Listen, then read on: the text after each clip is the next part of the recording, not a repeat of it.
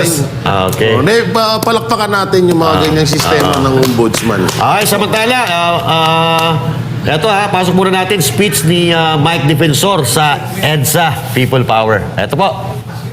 Nilalagay po namin sa maleta at dinideliver namin doon po kay Speaker Martin Romualdez. Marami po siyang kinento, pati yung Department of Health. Pinapakailaman ang pondo, ang mga kontrata, ang mga gamot, ang tulong sa mahihirap. Meron pang kinuwento. Si Sergeant Gutesa, sabi niya, Sir, ang dami po naming pera, pinamimigay sa media.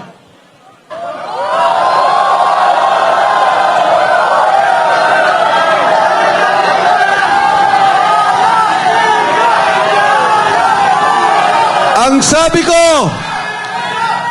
Sergeant Gutesa, mas maganda na ikwento mo yan kay Senador Marcoleta. Mas magandang siya ang makadinig dahil siya naman ang taga-pamahala, ang pinuno ng Blue Ribbon Committee. Kaya po nagkita kami. Sabi ko kay Senador Marcoleta, Kadante, pakinggan mo lang. Sabi niya, Mike, totoo ba yan? Yan bang taong yan kilala mo? Sabi ko, pakinggan mo.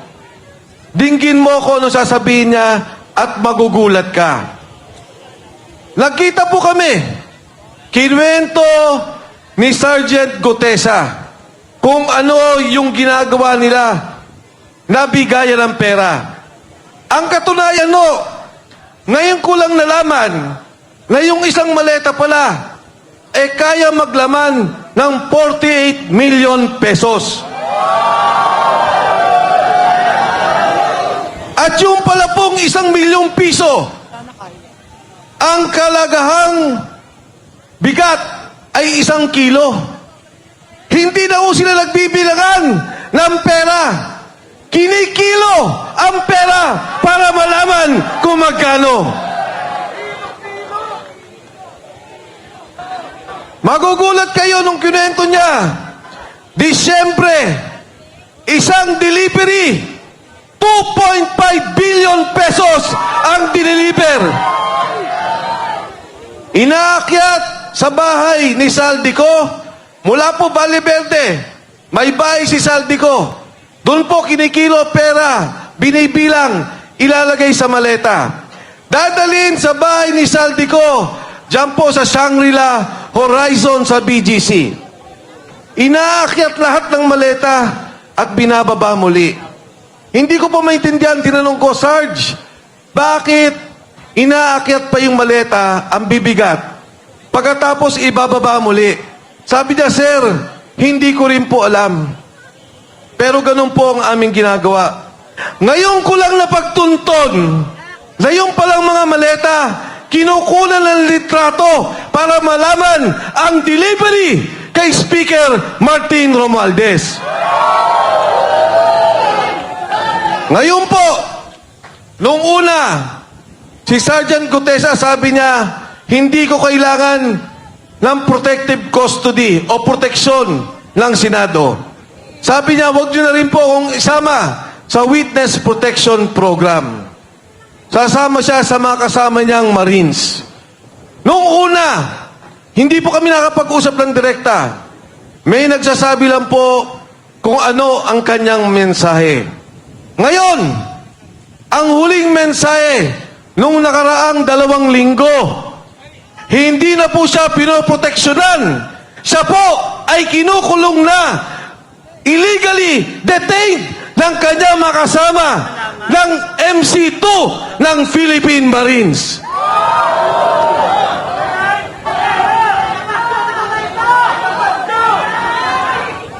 Alam niyo po, ang kinakaawa ko, naintindihan ko, si Sergeant Gutesa, napapirma na po nila ng affidavit. Umatras na, iniba na ang kwento. Ang sabi niya, si Defensor at si Marcoleta ay babayaran daw siya sa kanyang sasabihin. Binidyo si Sergeant Gutesa. Pero hindi po ako galit. Kahit na baguhin niya kwento, naintindihan ko. Dahil pag ang pamilya mo, ang asawa mo, ang mga anak mo, ang tinakot, naintindihan ko, Sergeant Gutesa, huwag kang mag-alala, naintindihan ka ng sambayanang Pilipino. Ang aking apila sa mga nagkukulong sa kanya, pakawalan nyo naman po yung tao. Total naman, napapirma nyo na. Nagbago na ng salita. Total naman, na-video nun niya. Na sinasabi na na iba na ang kanyang salita. Na hindi na siya nag-deliver kay Martin Romualdez. Pakawalan nyo na po yung tao. Dahil yung tao, hindi na kinabang kahit 5 sa kawalang yaan, sa korupsyon na nakikita natin sa gobyerno. Yung kay Sergeant Gutesa, konsensya. Nalulunod yung kanyang kamag-anakan. Yung mga kasama niyang sundalo, nalunod yung pamilya sa Bicol, binabaha, nawalan ng negosyo, nawalan ng pangkabuhayan. Pero ni Cinco, hindi ang kumita. Hindi ang congressman, hindi ang senador, hindi ang kontraktor, hindi ang DPWH. Nag-deliver lang yan ng pera at na konsensya sa nakikita niyang nakawan sa sambayanang Pilipino. Mga kasama, kahapon lang, yung pamilya niya, inilipat na namin ang bahay dahil binabantayan din.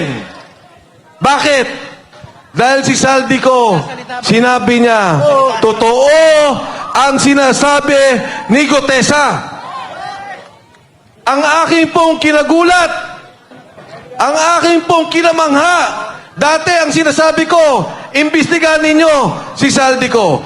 Dati ang sinasabi ko, imbestigahan ninyo si Speaker Martin Romualdez. Ngayon ko lang narinig yung sinabi ni Saldico na ang pera, dinadaan niya, dinadala nila ang mali-malitang pera kay President Bongbong BBM Marcos. Ang sabi ni Pangulong Marcos, mahiya naman kayo. Ang sabi niya, ikulong ang nagnakaw. Ang hamon ko sa kanya, President BBM Marcos, ikaw ang mastermind. Ikaw ang dapat mahiya. Ikaw ang dapat ikulong ng sambayanang Pilipino.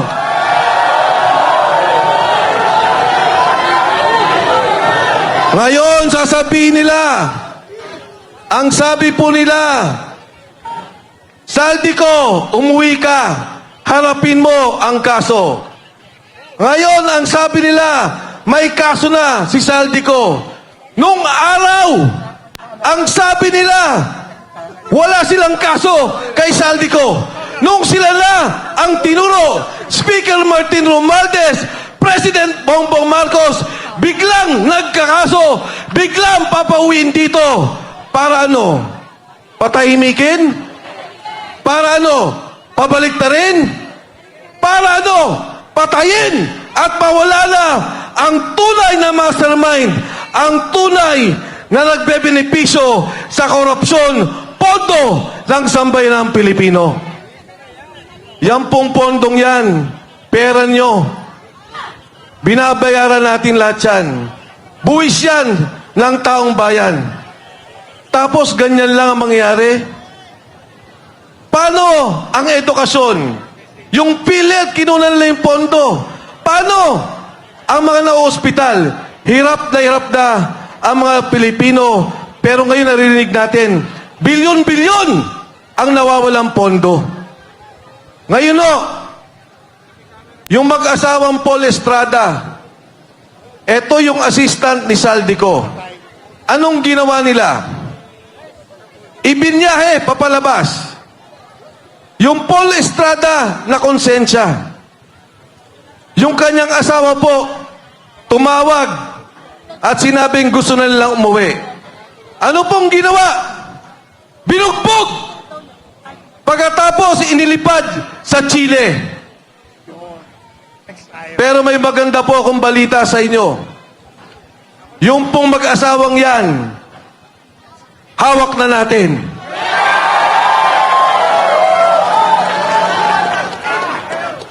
Si Paul Estrada po, kailangan natin protektuhan. Dahil siya mismo, sabi ni Saldico, ang nagdi-deliver kay Martin Romualdez at President Bongbong Marcos. Mga kasama, yung ating pong pagkakaisa ngayong hapon, nung una, ayokong manawagan na mag-resign si Bongbong Marcos. Ayoko pong manawagan doon sa sinasabi nila na magnanakaw at dapat ikulong si Bongbong Marcos. Pero dito sa akin nakikita, yung pagsalita ni Saldico, wala na pong kaduda-duda. Si Saldico, chairman ng Appropriations Committee ng Kongreso. Bata nila, tao nila, 3 taon. Hindi ka magiging chairman ng Appropriations Committee kung hindi ka pinili ng Pangulo. Si Speaker Martin Romualdez, pinili ng Pangulo. At yung pontong yan, sila ang gumagawa. Sila ang nag-aayos. Ngayon pong araw, tinanggal si Executive Secretary Bersamin.